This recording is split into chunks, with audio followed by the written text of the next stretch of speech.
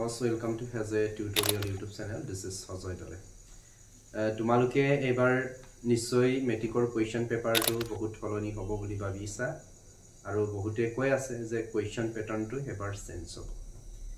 Actually amar question pattern to ba question paper to kiman critical kaibo ba last year bilakot koi ebar kiman changing hobo tar uporot tumalukok moi share kori.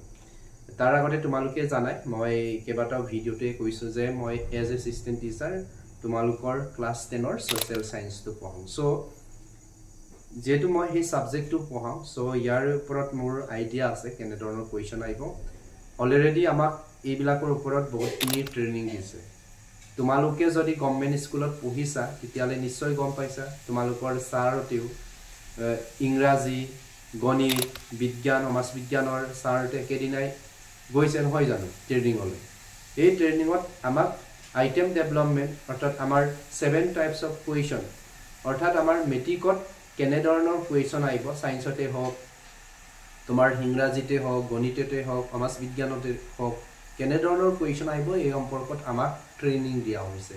তোমালোকৰ মাজত share কৰি দিবৰ কাৰণে so মই এটু Z share কৰিম যে এইবাৰৰ কোৱেশ্চন প্যাটাৰ্নটো কেনেকুৱা হ'ব আৰু কেনে ধৰণৰ কোৱেশ্চন আহিব মই তোমালোকক এটা স্লাইড ইয়াতে শো কৰিম তাৰ আগতে মই এটা ইনফৰমেশন তোমালোকক শেয়াৰ কৰিব বিচাৰিছো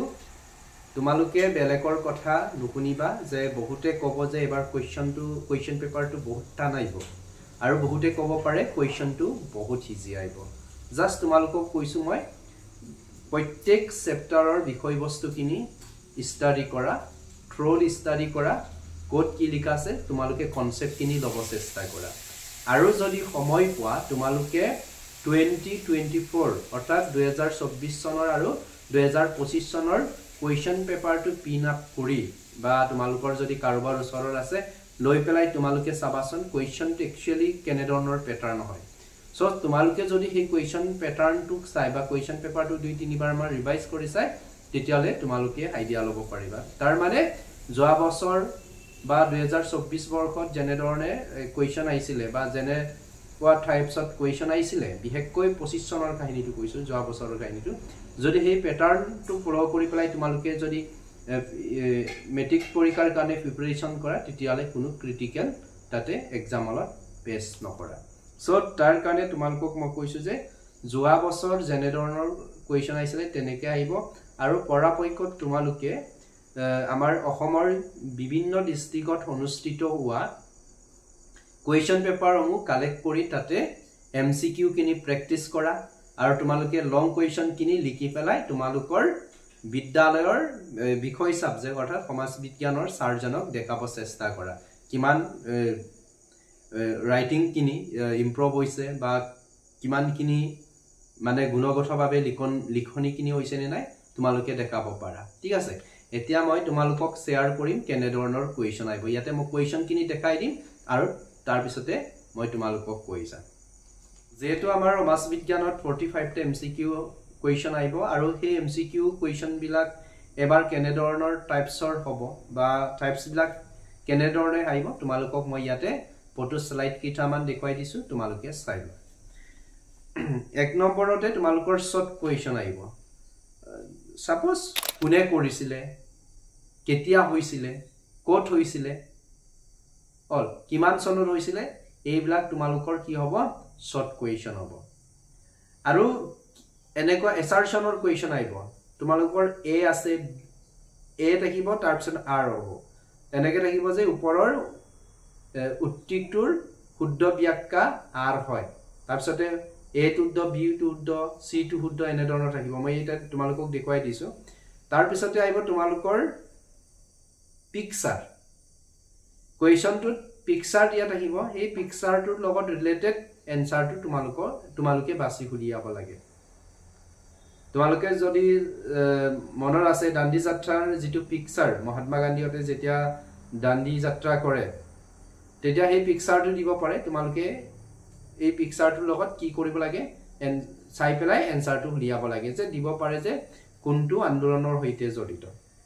ঠিক আছে কেতিয়াবা দিব পাৰে যে মণিপুৰী ড্ৰেছটো দিব পাৰে বা ইহঁতৰ কালচাৰ নৃত্য দিব পাৰে সো কেতিয়াবা